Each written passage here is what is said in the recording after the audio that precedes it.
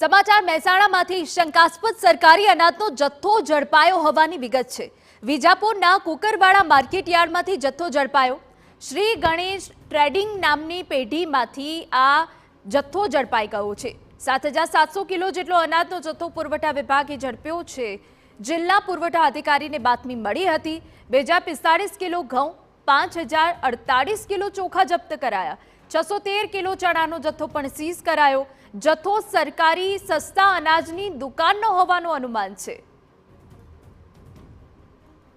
તો જિલ્લા પુરવઠા અધિકારીને સમગ્ર બાતમી મળી હતી અને તે બાદ દરોડાની કાર્યવાહી કરવામાં આવી। દરોડાની કાર્યવાહીમાં આપને જણાવી દઈએ કે જ્યાં 2,045 કિલો ઘઉં, 5,048 કિલો ચોખાનો જથ્થો જપ્ત કરાયો છે અને આ જે જથ્થો મળી આવ્યો છે સરકારી સસ્તા અનાજની દુકાનનો હોવાનું અનુમાન છે।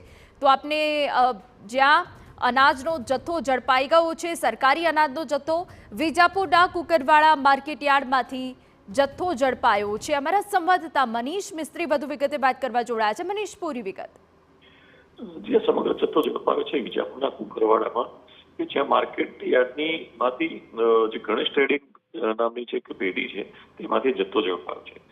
સ્થળ પરથી લગભગ 7,700 કિલો જેટલો અનાજનો જથ્થો ઝડપાયો છે, જેમાં 1,045 કિલો ઘઉં છે, ચોખા છે અને ચણાનો જથ્થો સીઝ કરાયો છે। સમગ્ર જથ્થો સરકારી અનાજનો હોવાની દિશામાં પુરવઠા વિભાગે રેડ કરી હતી અને પુરવઠા વિભાગના અધિકારીને બાતમી મળતા જ આ કાર્યવાહી કરવામાં આવી છે અને સમગ્ર જે જથ્થો ઝડપાયો છે એના સેમ્પલિંગ લઈ અને જથ્થો રાખનાર વિરુદ્ધ પણ તપાસ શરૂ કરવામાં આવી છે। જી બિલકુલ, આભાર।